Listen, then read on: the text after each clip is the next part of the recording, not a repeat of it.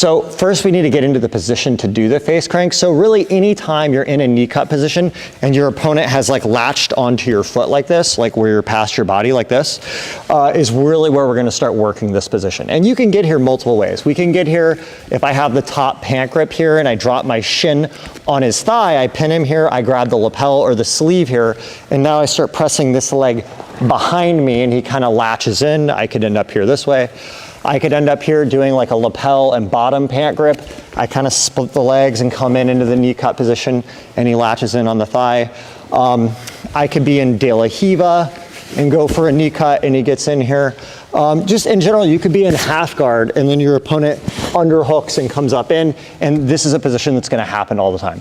So the first thing to do to start working the face crank is we have to get our opponent flat first. If I try to persist on the pass while he's on his side, especially if he has like an underhook or a single leg grip, I'm risking him coming up on his elbow and now trying to single leg me or do something from here, right? What we wanna do is center him up, and there's a few different tools we can use for this. So one of the first ones I always like to do, you can go around this side a little bit, right, is I like to grab like the back material here.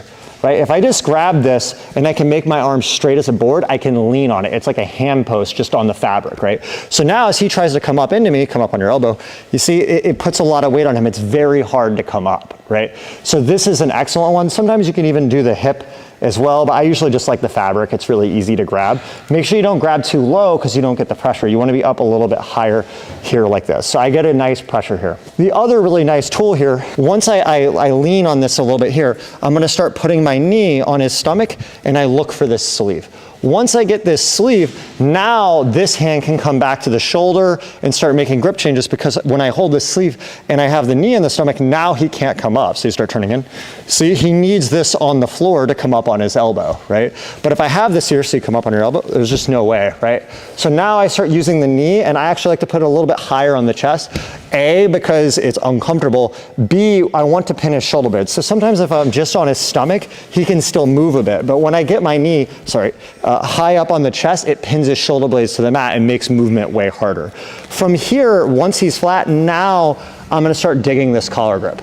I actually don't want to go too deep on the collar because it's hard to get the face crank, right? I just want to get in a little bit loose here, and I don't squeeze with my grip yet until I get my forearm across the face. So I come in here, I get the forearm across the face, and now I make a grip, and now I'm already starting to turn his head, right? So I'm already starting to turn the head. So from here, now I start dropping my knee towards the floor, this pocket right here, you see this, right?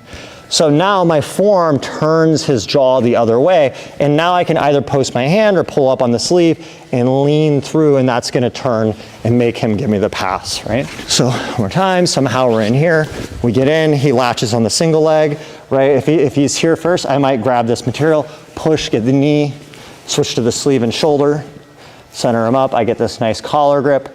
Now I start to turn the head. I don't like to use the neck. You can do it sometimes, but guys are so strong they'll turn in and it can be hard to get the choke. This hand, you have to be careful, because if he has the single leg grip and a lapel with this hand, like to feed it to that hand, if I'm here and I grab the sleeve and he re-grabs my sleeve, right? And now if he bumps me forward, I can't post with this hand and I'm gonna lose my balance, right?